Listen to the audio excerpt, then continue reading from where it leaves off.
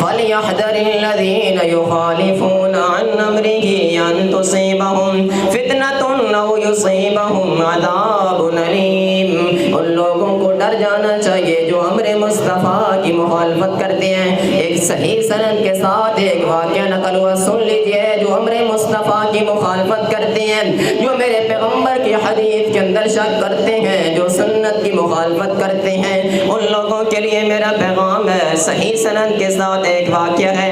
ایک محدث حدیث پڑھاتے تھے، وہ جب طالب علموں کو حدیث پڑھا رہے تھے، حدیث سامنے آتی ہے، نبی علیہ السلام نے فرمایا جو امام سے پہلے رکوع میں جاتا ہے اور امام سے پہلے رکوع سے سر اٹھانے کی کوشش کرتا ہے، جو امام سے آگے بڑھنے کی کوشش کرتا ہے، ان بندوں کو ڈر جانا چاہیے، اس شخص کو ڈر جانا چاہیے۔ قریب ہے کہ اس کا سر گدھے جیسا نہ ہو جائے، ہو سکتا ہے کہ اللہ اس کا سر گدھے جیسا بنا دے۔ وہ کہتے ہیں کہ میں نے سوچا بھلا یہ کیسے ہو سکتا ہے، ایک بندے کا سر گدھے جیسا کیسے بن سکتا ہے؟ ابھی حدیث کے بارے میں شک ہی کرتے ہیں، گھر جا رہے ہیں حدیث پڑھا کر راستے میں سوچتے جاتے ہیں ایک انسان کا سر گدھے جیسا کیسے بن سکتا ہے۔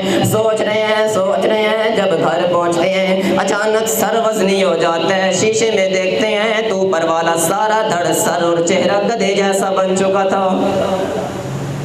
ابھی سوچ رہے ہیں حدیث کے بارے میں شک کیا، اللہ نے سر گدھے جیسا بنا دیا۔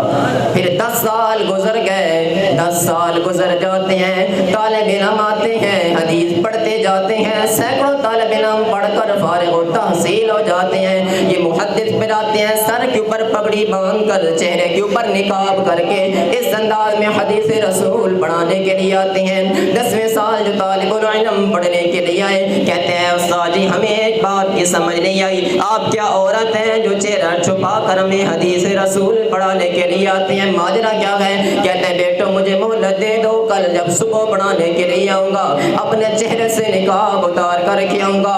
گھر آتے ہیں، جب رات ہوتی ہے تہجد کے وقت اٹھ جاتے ہیں، وضو کرتے ہیں، مصلی بچھا لیتے ہیں، 2 نفل پڑھ کے اللہ کے سامنے ہاتھ اٹھا کے کہتے ہیں اے اللہ میں نے صرف ایک حدیث کے بارے میں ایک حدیث کے بارے میں شک کیا ہے، اے اللہ میرا سر گدھے جیسا بن چکا ہے، ساری زندگی تیرے نبی کی حدیث کی دفاع کے لیے گزار دی ہے، ساری زندگی صفوں چٹائیوں پہ بیٹھ کر اے اللہ تیرے نبی کی حدیثیں پڑھاتا رہا ہوں، اے اللہ مجھے معاف کر دے، میں نے صرف شک کیا تھا، اے اللہ مجھے معاف کر دے۔ اللہ نے دعا قبول کر لی۔ اچانک دیکھتے ہیں اللہ پھر دوبارہ انسان بنا دیتے ہیں، دوبارہ چہرہ اور سر واپس آ جاتا ہے۔